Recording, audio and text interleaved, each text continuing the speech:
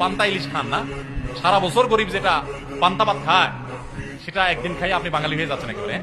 সারা বছর বার্গার চাপাইতে চাপাইতে শেষ।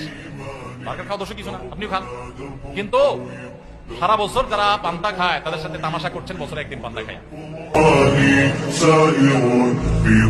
এই শোভাযাত্রা করলে এর মাধ্যমে মঙ্গল কামনা করা হয়। যে মানুষগুলো সারাদিন নিজেদেরকে বিজ্ঞান মনস্ক বলে, এই মানুষগুলো সারা দেশের সারা পৃথিবীর বিজ্ঞানীরা শুনে এটা আবিষ্কার করছে ওইটা আবিষ্কার করছে, আর আমাদের দেশের কলা বিজ্ঞানীরা শুধুমাত্র মুখস্থ আর কিছু আবিষ্কার করতে পারে। এই যে পহেলা বৈশাখ মাত্র 35 বছর আগে এটা চালু হয়েছে ঢাকা ইউনিভার্সিটিতে। কয় বছর আগে?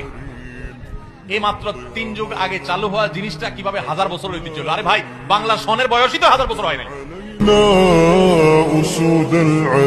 এই মিছিল করলে, শোভাযাত্রা করলে এই সমস্ত মুখোশ, পেঁচা টেচা, এই সমস্ত বানর, আপনার ইঁদুর, এটা সেটা, এগুলোর মুখোশ নিয়ে রাস্তা দিয়ে ঘুরলে যদি মঙ্গল হয়, কল্যাণ হয়, তাহলে সব বাদ দিয়া সারা বছর এই কাম করো না কেন? এই যে রাস্তা রং করছে, মানুষের ঘর বাড়িতে রং নাই, বাসের রং নাই, পাবলিক পরিবহনের রং নাই, ট্রেন গুলার রং নাই, সিল সপ্পর আপনার সাল বাকলা উঠে গেছে, অবস্থা খারাপ, কোন শ্রী নাই, রূপ নাই, জায়গা মতো রং না করে কোথায় রং করতেছে? রাস্তায়। তাও আবার হাওড়ের মধ্যখানে রং করতেছে যে জীব বৈচিত্র্য ধ্বংস হয়ে যাবে। এরাই নাকি আবার কলা বিজ্ঞানী। আমরা মঙ্গল কামনা করব কার কাছে?